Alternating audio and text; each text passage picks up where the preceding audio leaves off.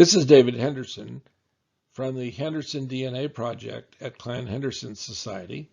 In this video, we'll take a closer look at the haplogroups, what we mean by a terminal haplogroup, and how to interpret the HaploTree that is generated for people who take the Y-DNA test at HaploTree DNA. And then we'll take a look at the family groups for the Clan Henderson and how we've constructed a haplotree showing the relationships between the various Henderson family groups.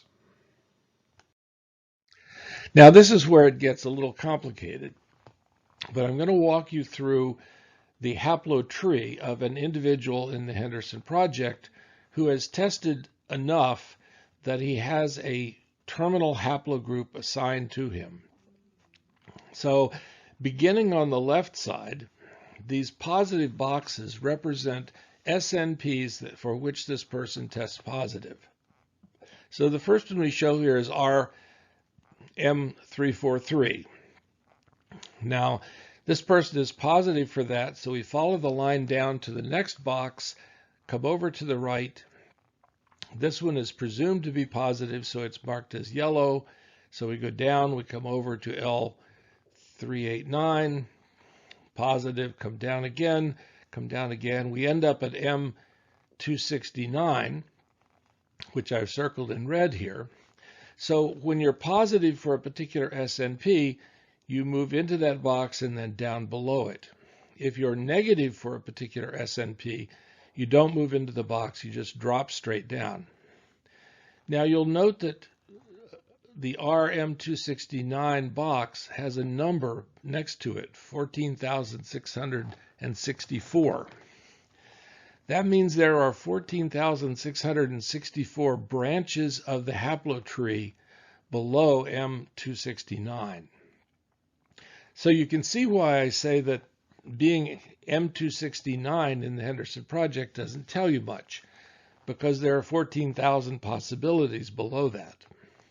So we follow down, we go to the next SNP below that, and we follow, and then I had to split this up, so we follow the red line up to the top, which is RPF7589. We go down to the next haplogroup, and at this point you see we have a couple of choices that are not selected. So this person does not have the BY61900 mutation, but does have the Z2120 mutation. And you'll note that this mutation has only 67 branches lying below it. So we follow below that. We end up at FGC48821, which has 63 branches. We come down to the next branching. We follow to the next. We end up at FGC24158, which has only 23 branches. And then following the little red line below that, we get down to BY11999, which has only 6 branches under it. And then the next SNP below that has 4, and we end up finally at our BY12023, which is the terminal haplogroup, because there are no identified mutations that occur later than this that have been placed on the haplotree. That doesn't mean that there aren't other mutations present, and as time goes by, there may be identified SNPs that lie below this, and so it may be possible to delve even deeper into the haplotree. But right now, this is the terminal haplogroup for this individual. So deeper testing can get you to a terminal haplogroup. There are several ways to get there. The Big Y test at HaploTree DNA will generally get you to a terminal haplogroup, and that's how this person got there. There are some other lab tests that do SNP analysis. The Helix lab does some SNPs. 23andMe will generate some of your SNPs, though maybe not the terminal haplogroup. The Geno 2.0 project from National Geographic allowed some of us to get pretty close to our terminal haplogroups, although that project has now been closed. A couple of points. The family tree DNA people will sell you individual SNP tests. Do not buy individual SNP tests. In fact, they will tell you don't buy an individual SNP test unless you have talked to somebody in the project about it, because there are thousands of these, and it would be insane to go out and start trying to buy them. Family tree DNA does often offer SNP packs for particular people's DNA that are a relatively inexpensive way to get a large number of SNPs tested. And if you log into your DNA results on Family Tree DNA, and up at the top on the right, there's a little box that said add-ons and upgrades. If you click on that link, it will show what add-ons are available. If there is a SNP pack that they recommend for you, then that's a great way to get deeper testing. If there is not a SNP pack that they recommend, then do not individually buy SNPs. The other thing about these deeper testings is that once we have you in a family group, if the family group has been shown to be very close based on TIP results that we talked about in the STR video, then it's really only necessary for a few people in the group to get deeper testing.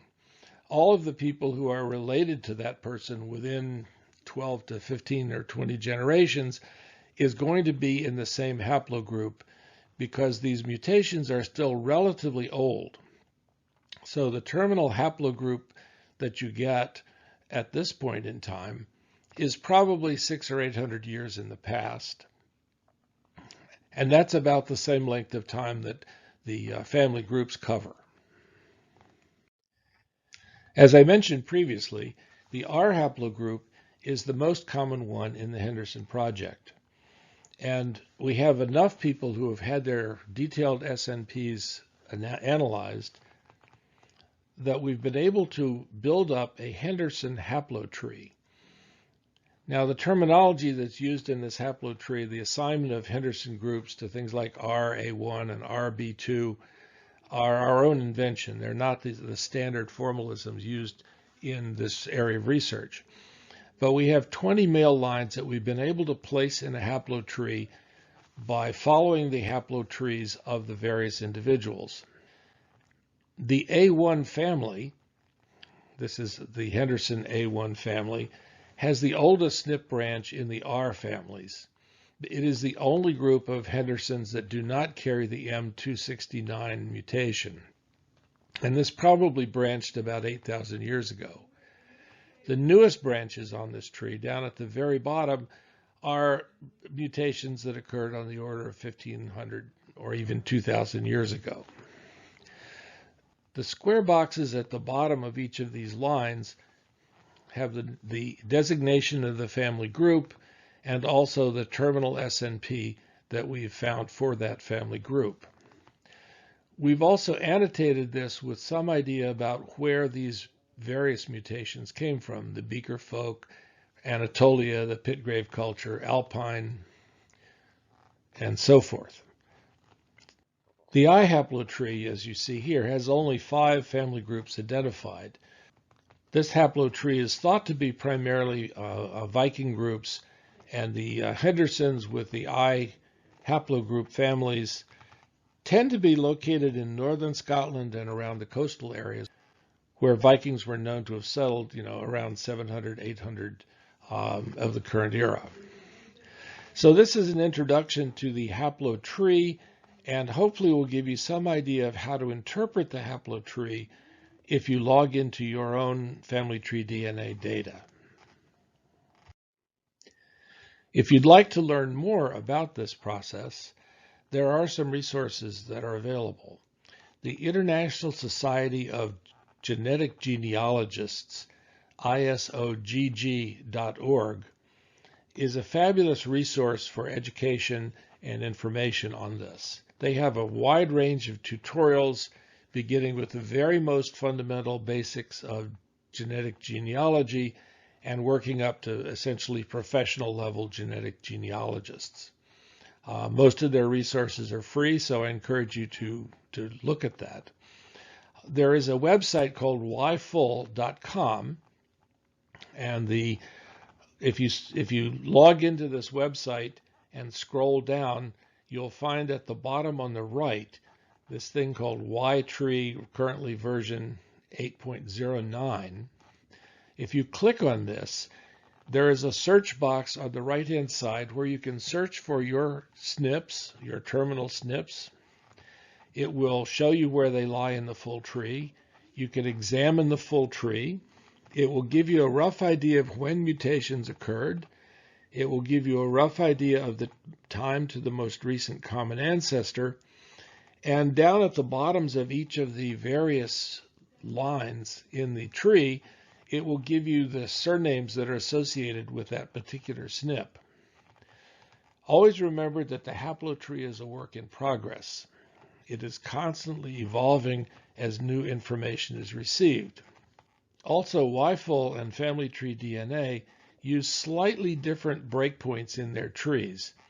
It may in fact be the same breakpoint, but they use a different nomenclature for it. Many of the branching points in the HaploTree include several SNPs, and YFull may label the branch as one, whereas Family Tree DNA may use a different label. The search function in YFull will get you the correct branch point using the Family Tree DNA designations. So these are some resources that you can use for further study in this.